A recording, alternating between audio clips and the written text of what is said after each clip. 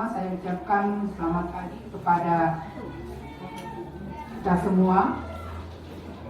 Di pagi hari ini kita akan bersama-sama mengikuti salah satu kegiatan yang merupakan bagian dari tugas sebagai guru penggerak, yang dimana pada hari ini kita bersama-sama dengan Ibu Rina SPD yang merupakan salah seorang guru penggerak angkatan 7 yang pada saat ini akan melakukan satu kegiatan pembahasan tentang budaya positif dalam kegiatan proses belajar mengajar. Dan kepada kita semua sama-sama mencermati apa yang akan nantinya disampaikan oleh Ibu Rina dalam menghadapi anak-anak kita, baik itu kurikulum 2013 maupun kurikulum Merdeka, yang mana dalam hal ini kita diajak untuk bagaimana menghadapi tentang peserta didik kita yang kalau pada zaman sekarang bahwa kita berupaya mendekati anak-anak kita dalam hal dan dalam bagaimanapun mereka, untuk bagaimana nantinya anak kita bisa berhasil dengan tujuan bahwa generasi-generasi mendatang itu akan semakin membaik di dalam kegiatan pembelajaran, dan juga nantinya mereka akan menjadi anak-anak bangsa yang cerdas, kreatif, dan inovatif, dalam artian bahwa program kurikulum Merdeka yang dititik beratkan pada profil pelajar Pancasila ini akan bermanfaat bagi kita semua. Dan untuk kesempatan ini saya berikan kesempatan kepada Ibu Rina untuk melaksanakan kegiatan pembahasan.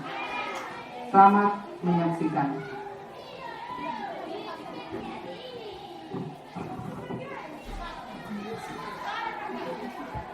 Ya, baik, terima kasih atas kesempatan yang diberikan kepada saya di dalam rangka menyelesaikan akan tugas pada program guru penggerak, tepatnya pada modul 1. Ini adalah tuntutan pekerjaan kami di dalam penyelesaian modul 1, yakni modul 1.4.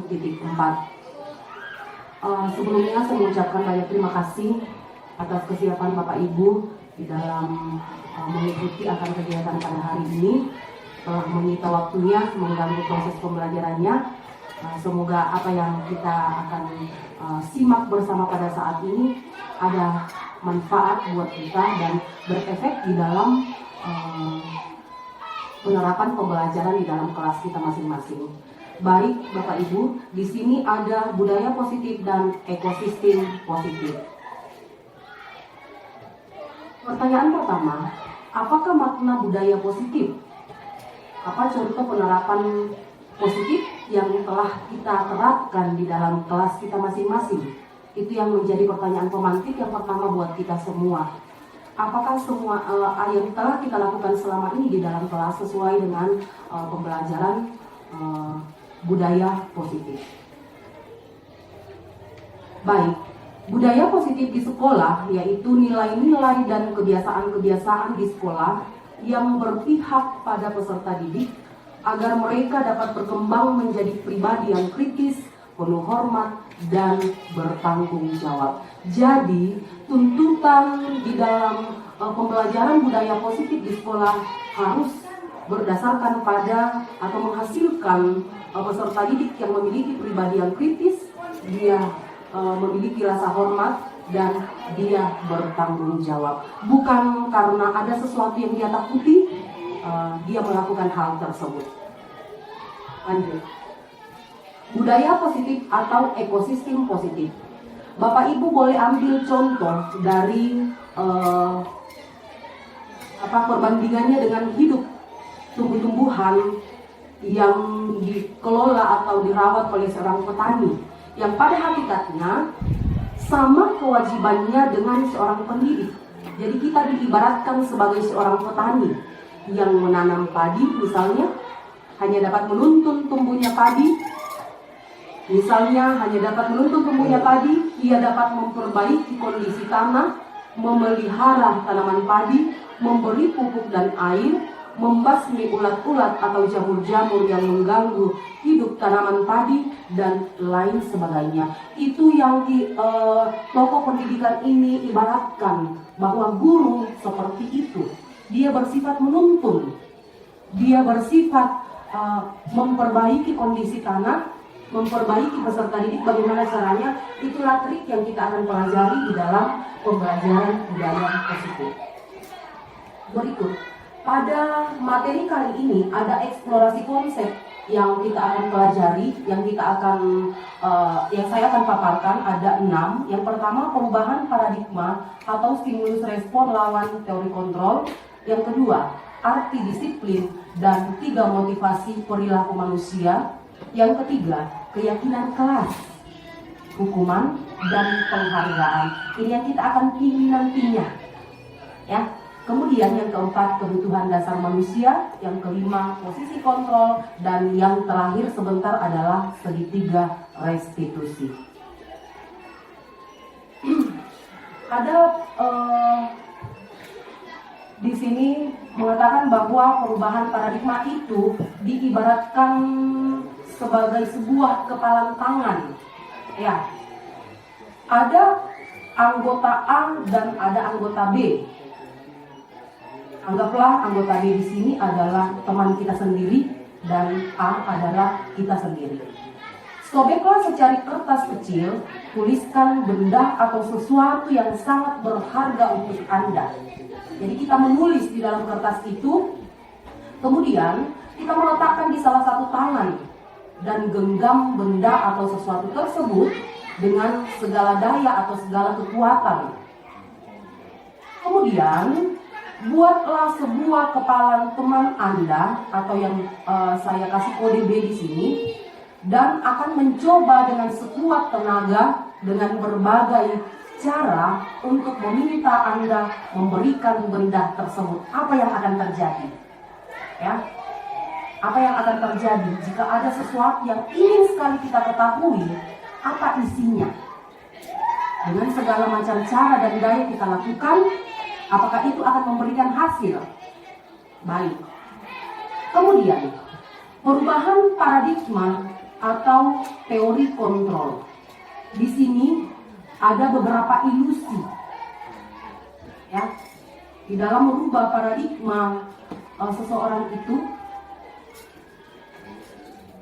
membutuhkan usaha yang besar. Yang pertama, ilusi guru mengontrol murid. Bagaimana seorang guru itu agar dia bisa mengontrol dengan baik seorang murid. Di mana kita ketahui bahwa di dalam kelas yang kita hadapi itu misalnya ada 27 siswa, 27 peserta didik. Apakah mereka memiliki karakter yang sama? Tentu tidak. Oleh sebab itu, bagaimana seorang guru berilusi untuk mengontrol peserta didiknya itu. Yang kedua, ilusi bahwa kritik dan membuat orang merasa bersalah dapat menguatkan karakter. Ya, kritik bahwa bisa membuat orang merasa bersalah dan dapat menguatkan karakter. Apakah kritikan itu bisa mengubah? Kemudian yang ketiga, ilusi bahwa semua penguatan positif, efektif, dan bermanfaat.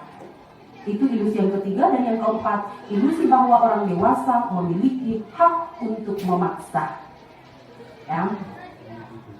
Apakah benar bahwa orang dewasa memiliki hak untuk memaksa? Orang dewasa yang dimaksud di sini adalah seorang guru. Berikut. Perubahan paradigma, stimulus, respon, dan teori kontrol. Bisakah kita mengontrol seseorang? Ada stimulus respon dan ada teori kontrolnya. Kita lihat stimulus kontrol yang pertama, kita mencoba mengubah orang agar berpandangan sama dengan kita. Kalau teori kontrolnya, kita berusaha memahami pandangan orang lain tentang dunia. Jangan kita memaksakan bahwa pendapat saya harus sama dengan pendapat B. Pendapat guru harus sama dengan pendapat seorang murid. Berikut, perilaku buruk dilihat sebagai suatu kesalahan. Ini yang sering terjadi. Perilaku buruk dilihat sebagai suatu kesalahan.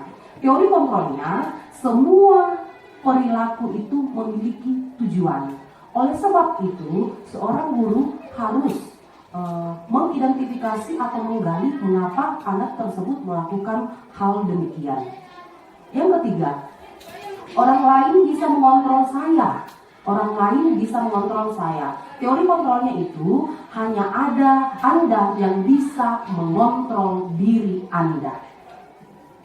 Hanya Anda yang bisa mengontrol diri Anda. Bukan karena ada pimpinan, bukan karena ada aturan-aturan, kita melakukan suatu hal. Kemudian yang keempat, saya bisa mengontrol orang lain. Anda tidak bisa mengontrol orang lain.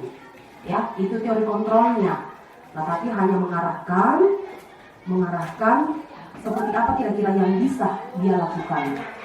Kemudian, pemaksaan ada pada saat bujukan gagal. Pemaksaan ada pada saat bujukan gagal. Di sini teori kontrolnya itu kolaborasi dan konsensus menciptakan pilihan-pilihan baru. Jadi kita harus berkomunikasi kira-kira seperti apa jalan keluarnya. Dan yang terakhir, model berpikir menang atau kalah. Model berpikirnya dalam teori kontrol itu harus menang. Berikut, apakah makna disiplin itu? Yang pertama, disiplin itu berasal dari bahasa Latin, yaitu disiplina, yang artinya belajar. Makna asal dari kata ini berkonotasi dengan disiplin diri dari murid-murid Sokrates dan Plato.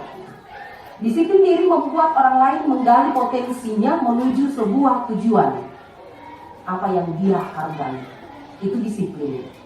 Namun, dalam budaya kita, makna kata disiplin telah berubah menjadi sesuatu yang dilakukan seseorang pada orang lain untuk mendapatkan kepatuhan. Ya, itu artinya ini tidak muncul dari dalam diri sendiri. Kecenderungan umum adalah menghubungkan kata disiplin dengan ketidaknyamanan, bukan dengan apa yang kita hargai atau pencapaian suatu tujuan mulia.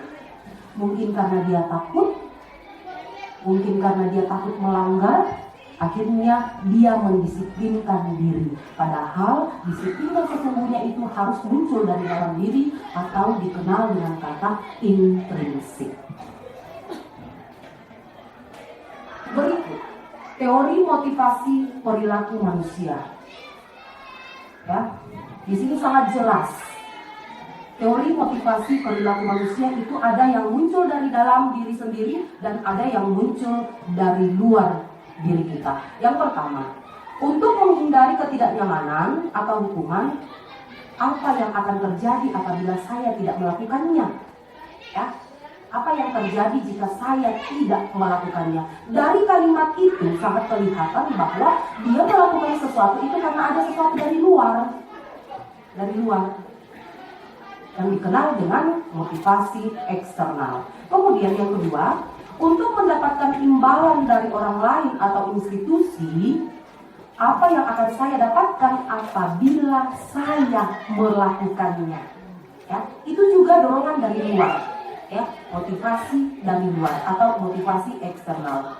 Yang ketiga, untuk menghargai diri sendiri, menjadi insan sesuai harapan kita. Ini yang paling tepat. Ya. Saya akan menjadi orang yang seperti apa bila saya melakukannya. Ini muncul dari dalam diri sendiri, muncul dari dalam diri seorang guru. Itu yang paling tepat. Karena apabila kita melakukan sesuatu karena ada dorongan dari luar atau motivasi dari luar yang dikenal dengan motivasi eksternal, itu biasa endingnya tidak bagus atau kurang bagus, kurang tepat.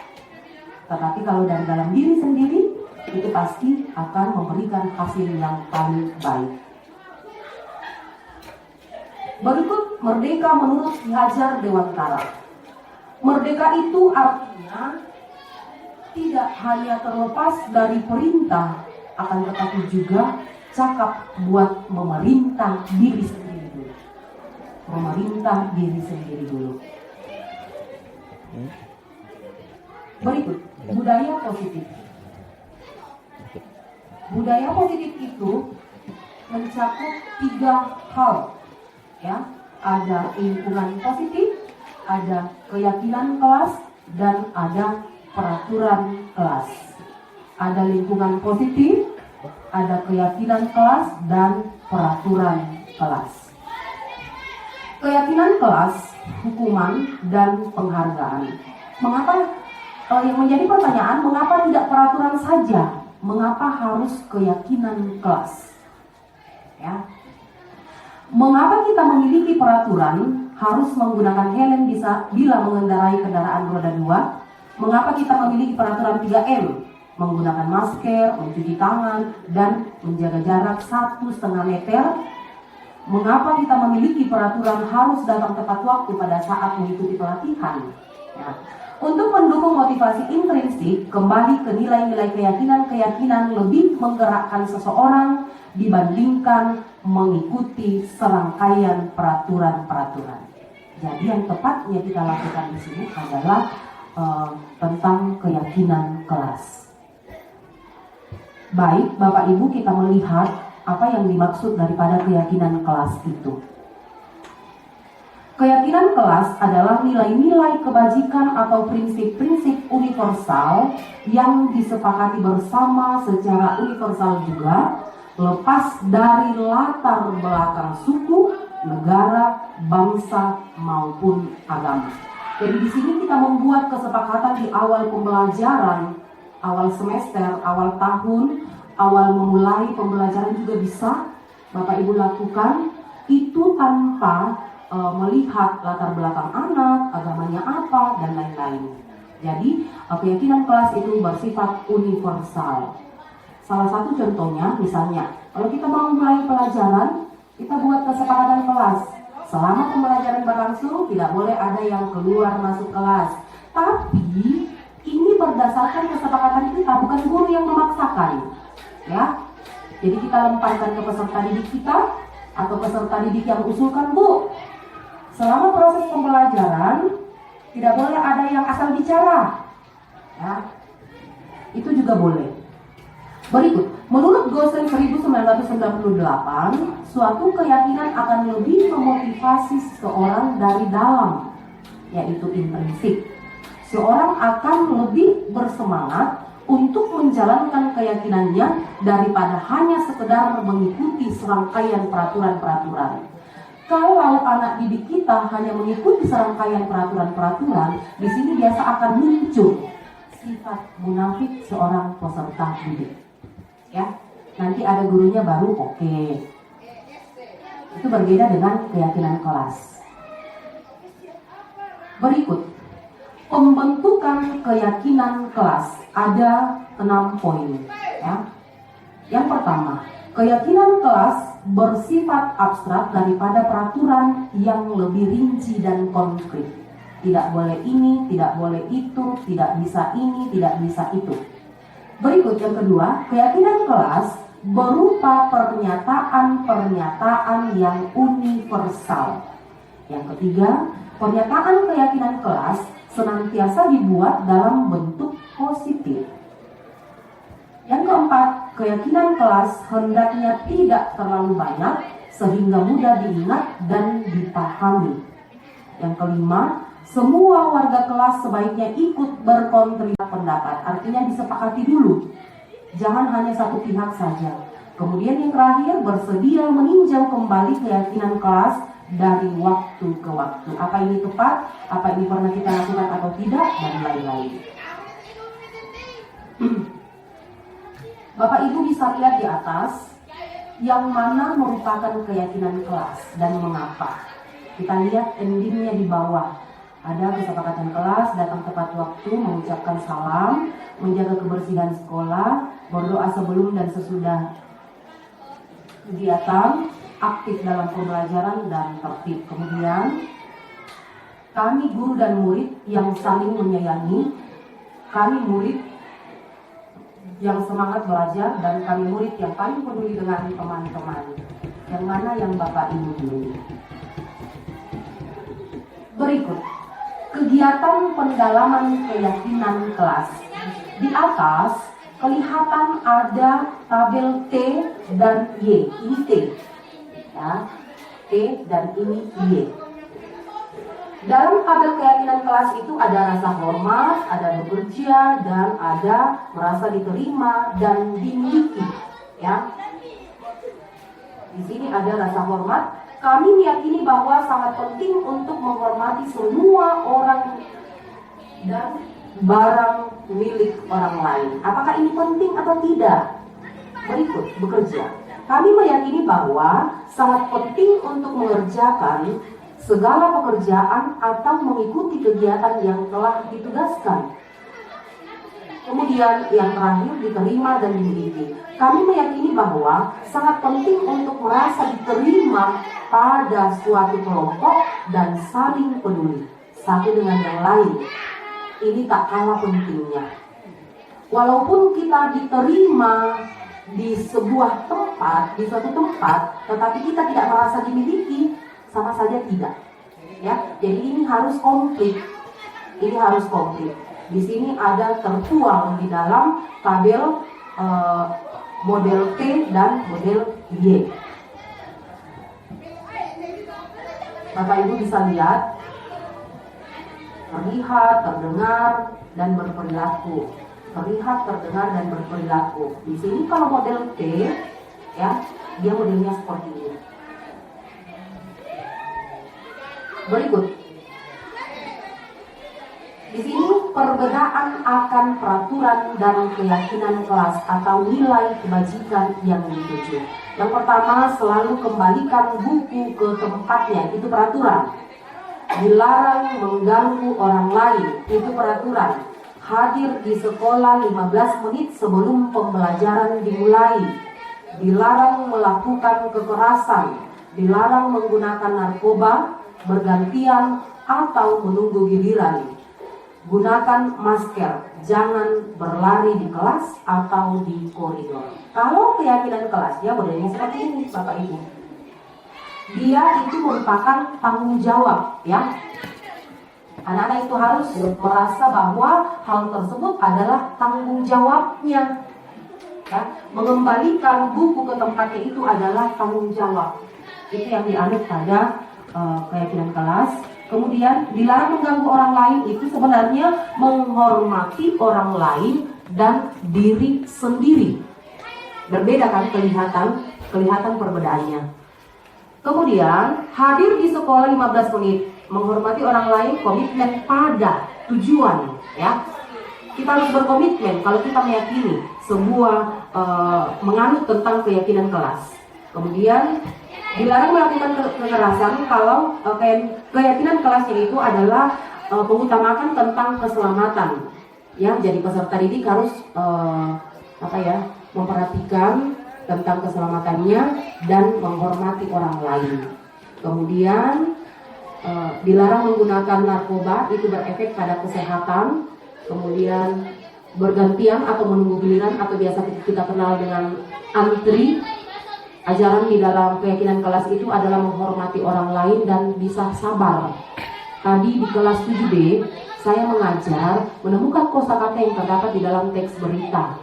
Jadi mereka berlomba-lomba, saya buatlah antrian. Di situ merupakan contoh tentang keyakinan kelas. Kemudian jangan berlari di koridor. Ini menyangkut tentang keselamatan dan keamanan peserta didik. Berikut, dihukum oleh penghargaan.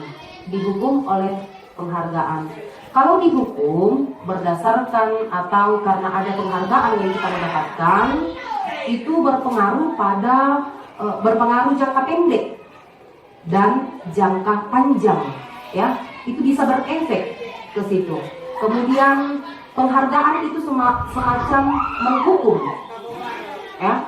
Kemudian penghargaan mengurangi ketepatan karena ingin mendapatkan sesuatu, ya. Akhirnya biasa pekerjaannya kurang tepat. Karena ingin mendapatkan hadiah, maka biasa dia terburu-buru dan endingnya kurang tepat. Kemudian penghargaan itu tidak efektif dan penghargaan bisa merusak hubungan. Contoh kecil, di sini penghargaan bisa merusak hubungan. Kalau misalnya di dalam kelas kita mengatakan bahwa sebentar, siapa yang jawabannya tepat, saya berpilih. Kemudian ada siswa yang merasa tepat juga jawabannya tetapi tidak mendapatkan itu akan berefek pada rusaknya hubungan antara peserta didik. Secara tidak sadar terkadang kita melakukan hal demikian.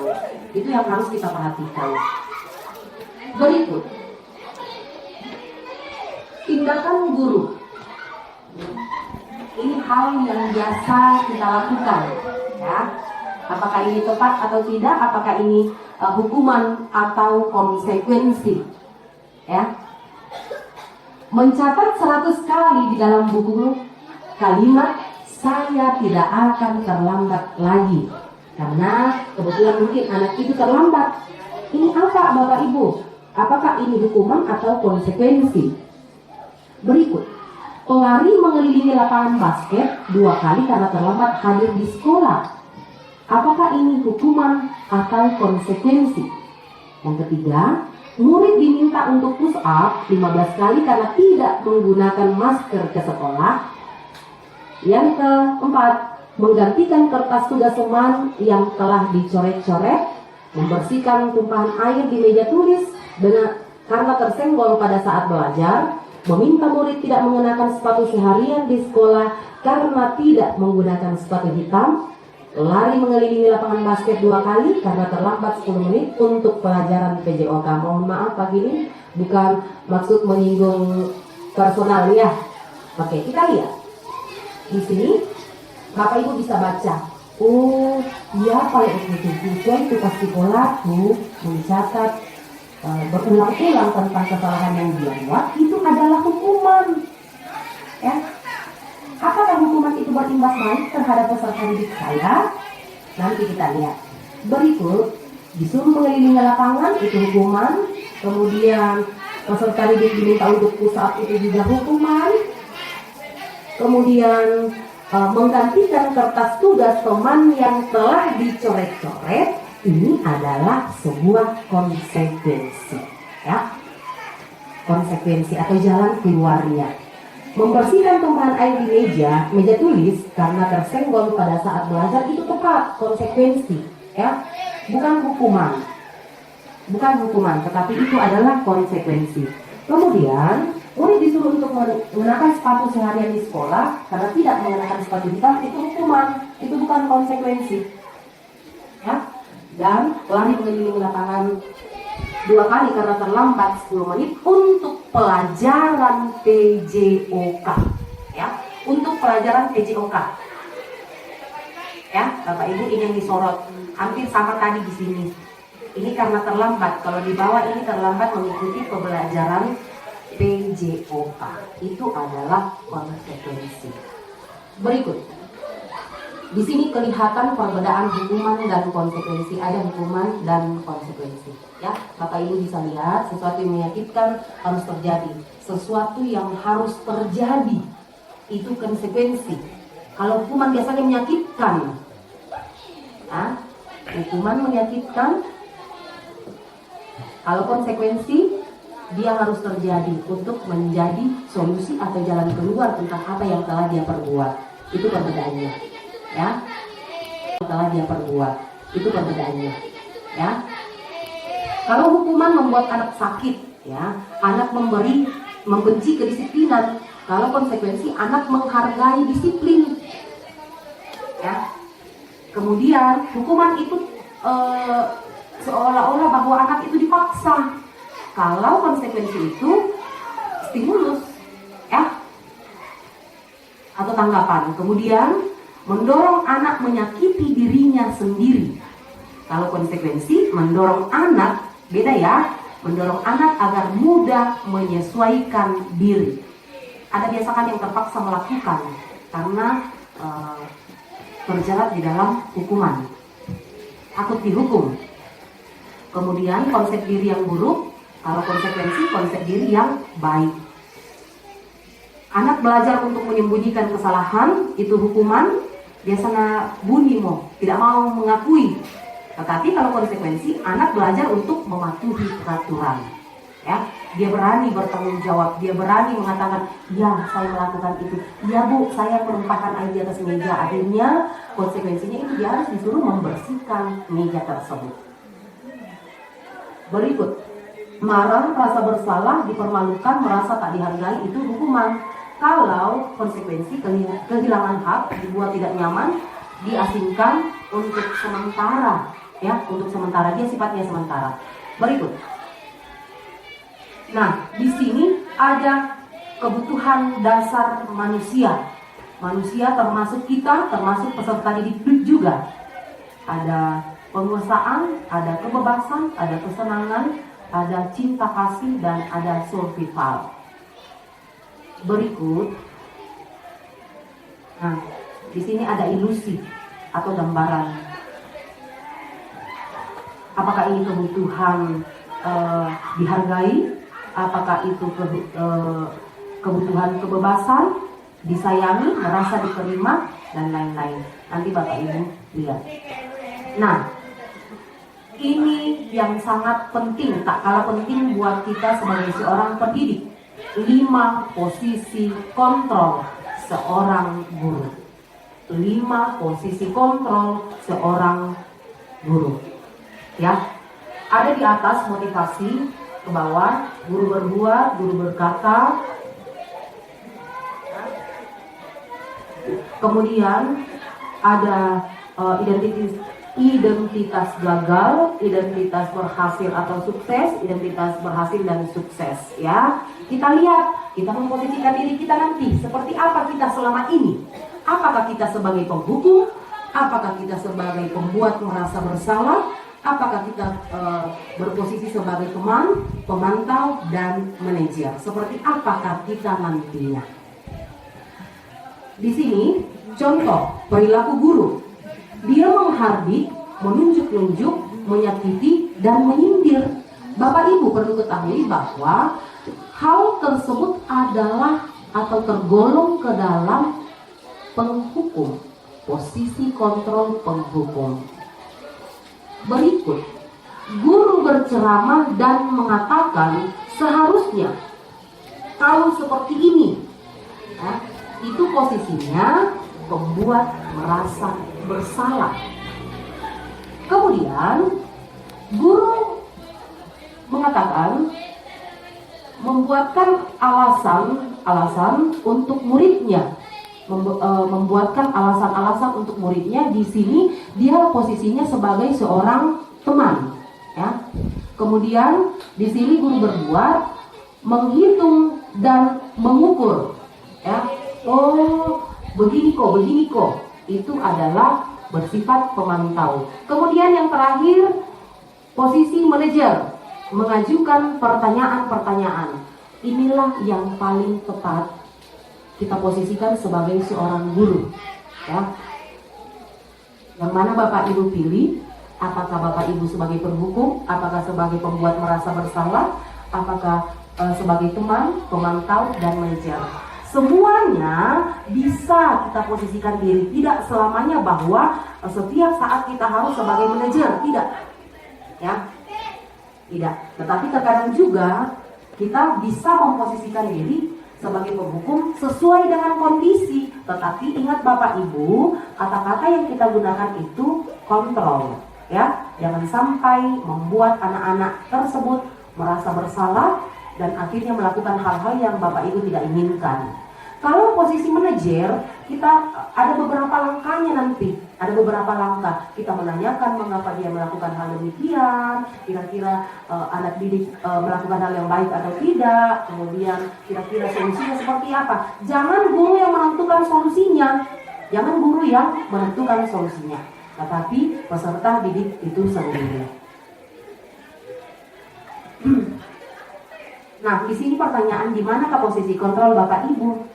Apakah sebagai teman, apakah sebagai pembuat merasa bersalah, apakah sebagai penghukum, apakah sebagai manajer, dan lain-lain. Nanti Bapak Ibu bisa searching sendiri seperti apa posisi kontrol guru tersebut, akan dijelaskan secara rinci. Ya.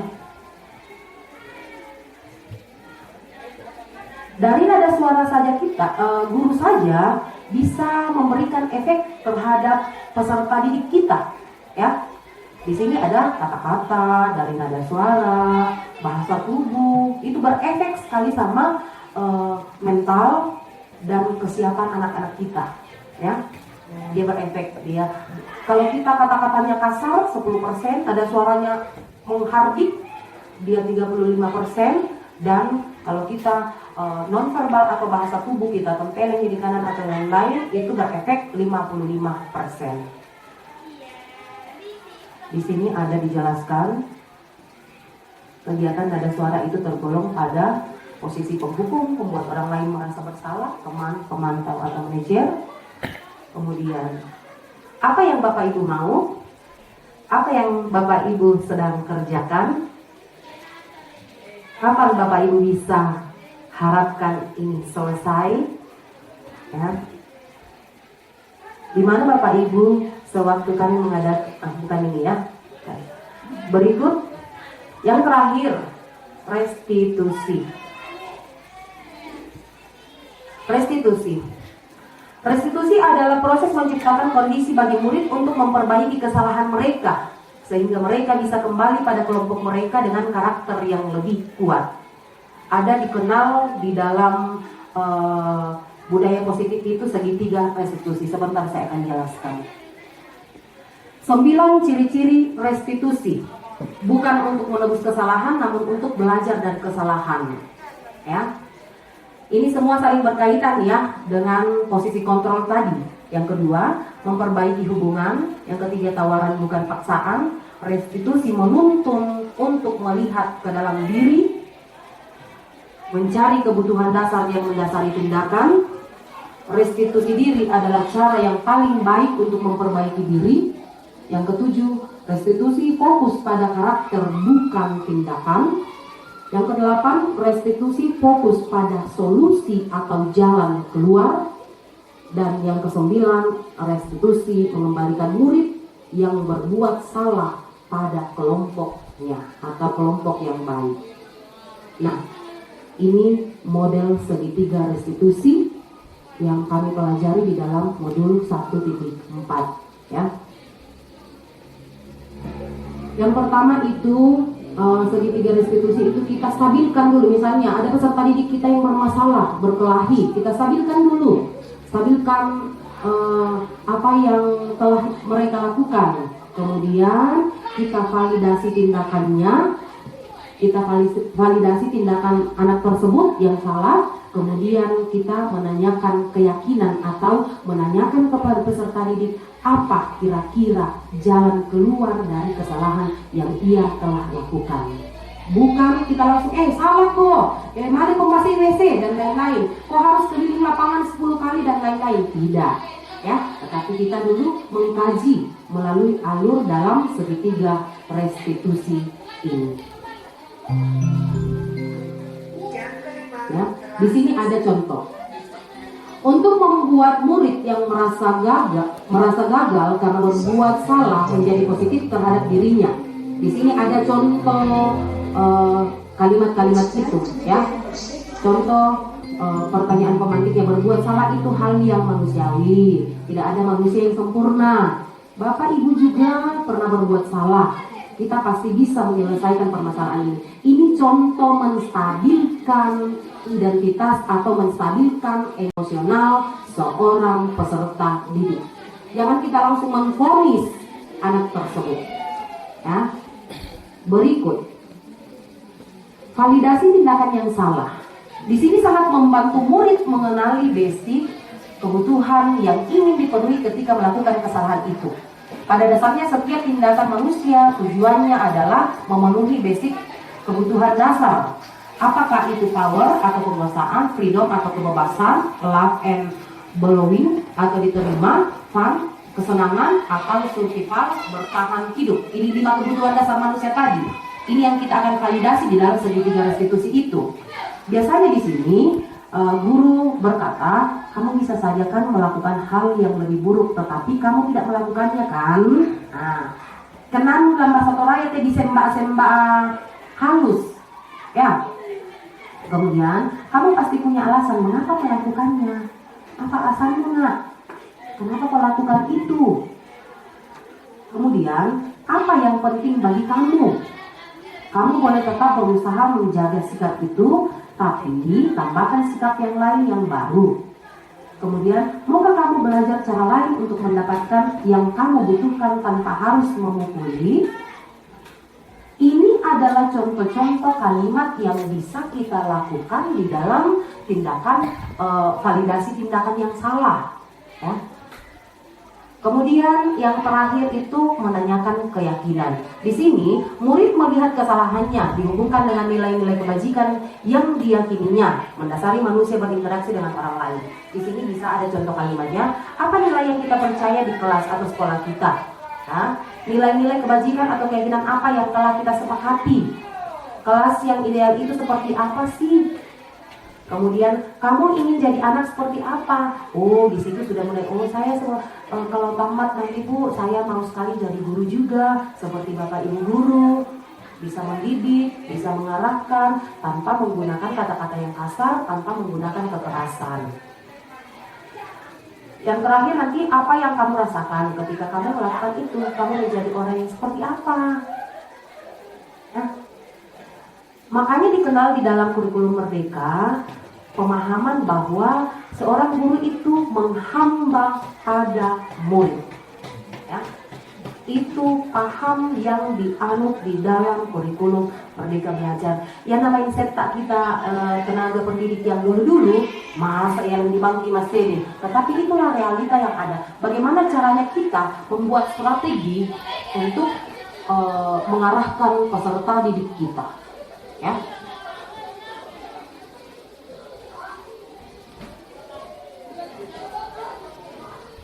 Nah, di sini ada pertanyaan refleksi dari materi tadi. Apakah hal baru yang saya dapatkan?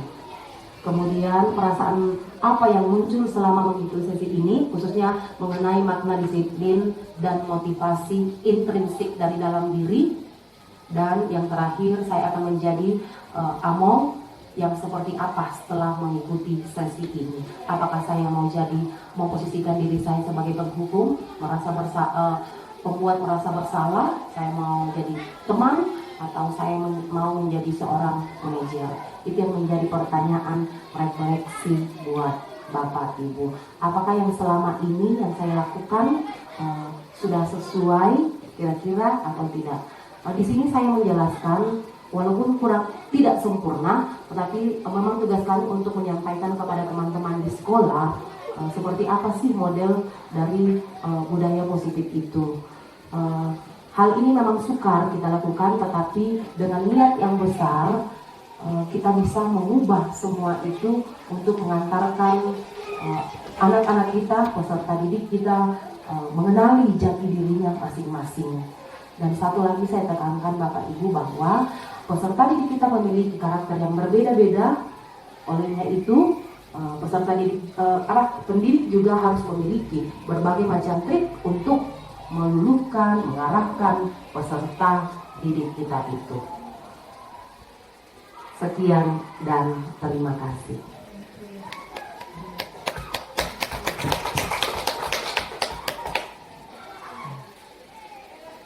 Selamat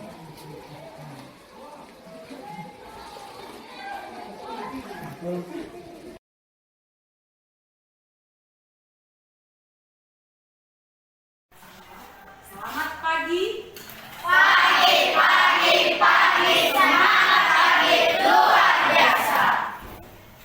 Apa kabar pagi ini? Puji Tuhan semua dalam keadaan sehat. Untuk foto kelas 7D apa lagi?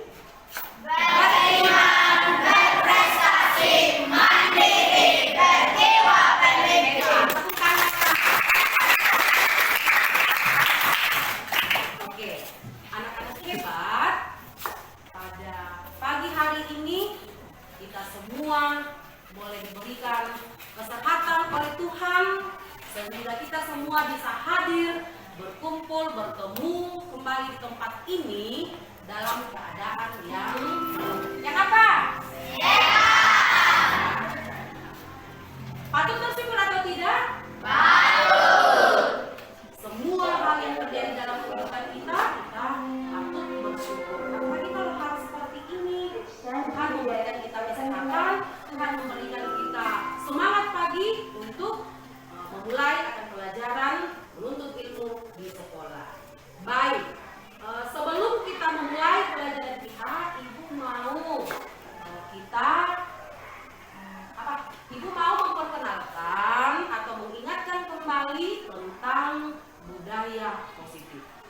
Budaya positif itu adalah segala sesuatu yang kita lakukan yang bernilai positif atau bernilai baik untuk diri kita sendiri, baik untuk diri anak-anakku sekalian maupun di lingkungan sekitar kita. Banyak kan hal-hal baik yang kalian ketahui, yang biasa kalian lakukan? Banyak atau tidak? Namanya juga hal baik. Hal baik itu pasti memberikan nilai yang baik, nilai yang positif terhadap diri kita dan orang lain. Banyak hal-hal positif yang biasa kalian lakukan, yang biasa kalian lihat. Tetapi Ibu Guru ingatkan bahwa sesuatu yang kita lakukan itu tidak boleh dilakukan karena terpaksa. Ya, mungkin dia lakukan karena dia takut sama gurunya. Mungkin dia lakukan karena dia takut sama wali kelasnya atau kepala sekolah, takut melanggar peraturan. Itu namanya faktor eksternal atau dari luar. Dan jika itu terjadi pada anak-anakku sekalian, tentu endingnya atau hasilnya kurang tepat. Oleh sebab itu, perbuatan yang positif atau budaya positif yang kalian lakukan harus muncul dari dalam diri sendiri. Biasa dikenal dengan nama atau istilah secara intrinsik, ya, dari dalam diri kita sendiri. Melakukan kebaikan, melakukan datang tepat waktu, melakukan jadwal piket, berbicara dengan baik, berbicara dengan sopan santun.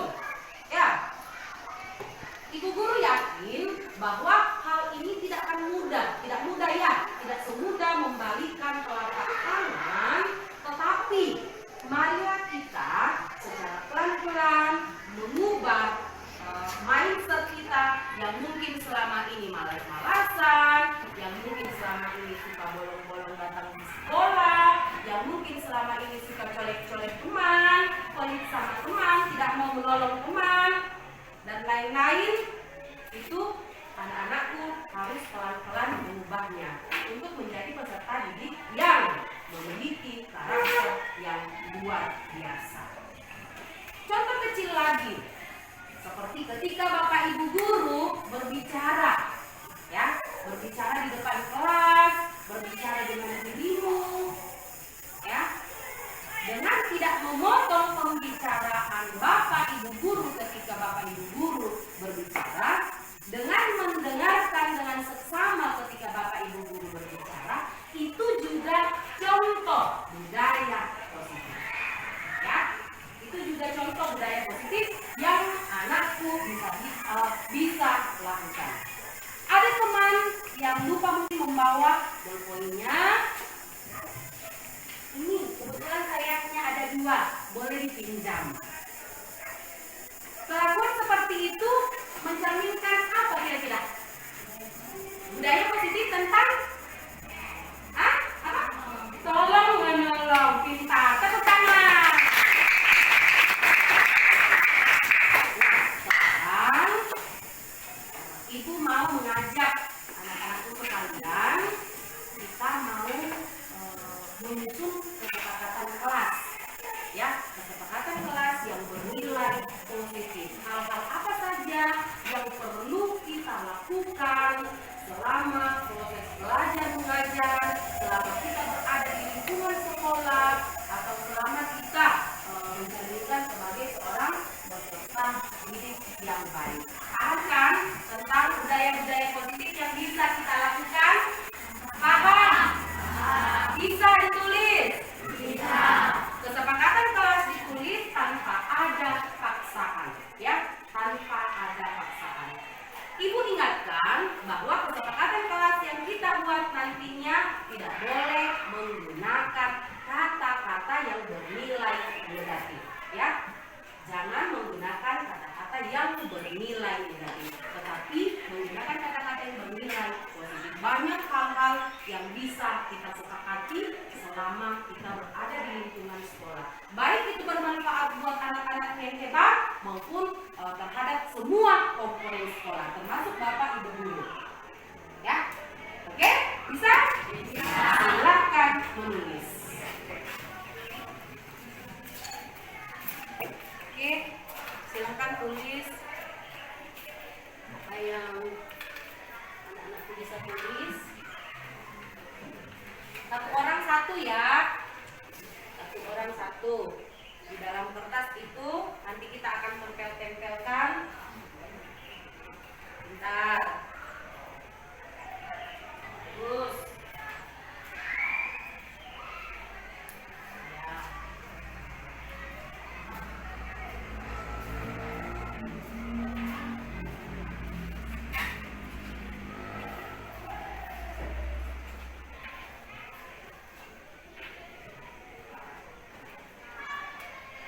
Ingat bahwa kesepakatan yang kelas yang kalian tulis jangan karena terpaksa.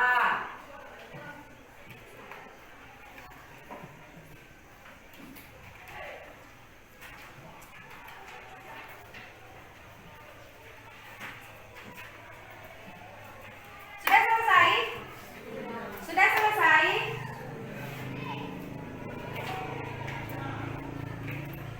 Terlalu panjang-panjang lebar.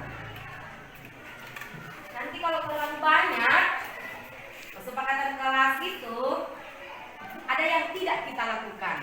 Sedangkan kesepakatan kelas itu harus kita lakukan. Ya, harus kita lakukan.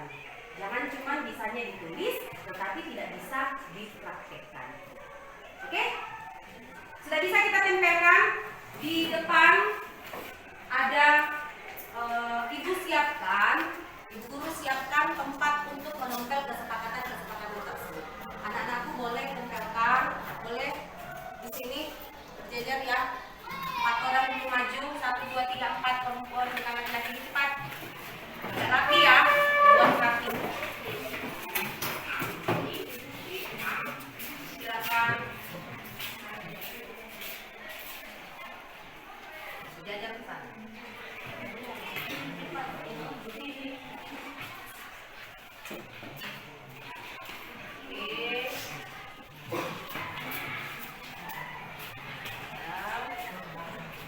Ayo yang lain cepat. Katrina, tempelkan. Balik ya, boleh.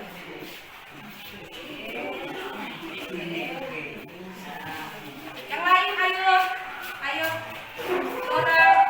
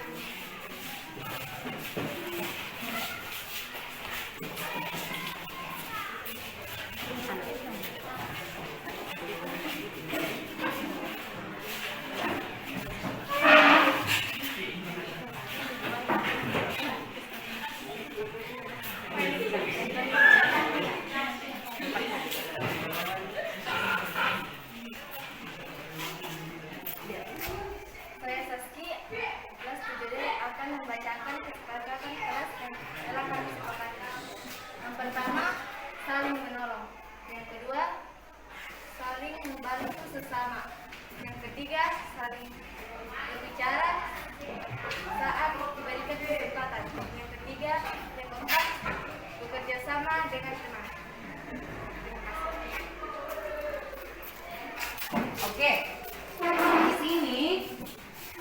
di sini anak-anakku sekalian sudah menulis akan kesepakatan kelas yang akan kita lakukan selama kita berada di lingkungan sekolah, selama kita menjadi seorang peserta didik yang mencerminkan budaya positif. Di sini kalian sudah menulis banyak, ada tolong menolong, ada membuang sampah pada tempatnya, ada beriman, kemudian ada tidak memotong pembicaraan orang lain ketika berbicara, ada berpakaian rapi dan tertib. Semua ini adalah kelakuan, perbuatan yang bernilai positif, ya, yang bernilai positif, yang anak-anakku sudah sepakati dan harus lakukan, ya, karena hal-hal tersebut memberikan nilai-nilai yang baik yang dapat membangun sebuah kolaborasi yang baik antar siswa, antar bapak ibu guru dan seluruh warga sekolah, ya. Jadi bukan hanya kita tulis, bukan hanya kita memajang di depan itu, tetapi anak-anakku sekalian juga harus melakukan kesepakatan tersebut. Oke, bisa? Bisa.